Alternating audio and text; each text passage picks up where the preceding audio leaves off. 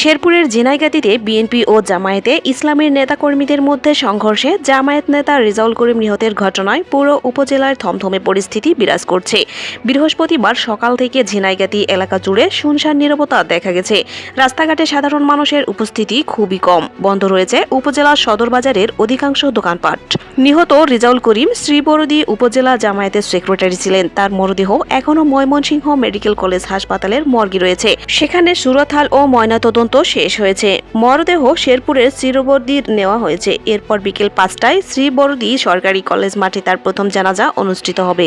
বিষয়টি নিশ্চিত করে জেলা জামায়াতের সেক্রেটারি ও শেরপুর 3 আসনে জামায়াত মনোনীত সংসদ সদস্য প্রার্থী নুরুজ্জামান বাদল বলেন, বিকেল 5টায় শ্রীবরদী কলেজ মাঠে প্রথম জানাজা এবং রাত 8:30টায় গোপালখিলা স্কুল মাঠে দ্বিতীয় জানাজা অনুষ্ঠিত হবে। তিনি আরো বলেন, গতকালের ঘটনায় ইতোমধ্যে লিখিত অভিযোগ দেওয়া হয়েছে।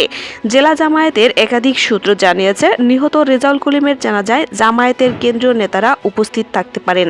এছাড়া জানাজা থেকেই পরবর্তী কর্মসূচি ঘোষণা করা যেতে পারে বলেও জানিয়েছেন তারা। এই ঘটনায় বিএনপির মনোনীত এমপি প্রার্থী মাহমুদুল হক রুবেল ও জামায়াতের মনোনীত এমপি প্রার্থী নুরুজ্জামান বাদল একে অপরের বিরুদ্ধে পাল্টাপাল্টি অভিযোগ করেছেন।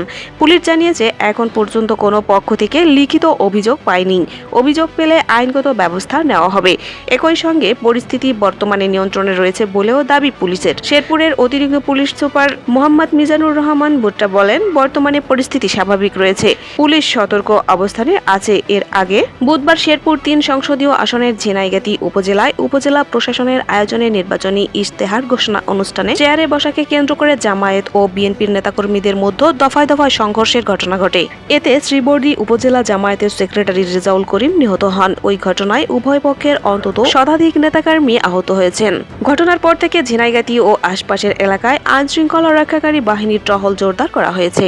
এতক্ষণ সাথে থাকার জন্য ধন্যবাদ। অনুরোধ থাকবে, চ্যানেলটি সাবস্ক্রাইব করে বেল আইকনে ক্লিক করুন এবং মতামত কমেন্টে জানাতে ভুলবেন না। আল্লাহ হাফেজ।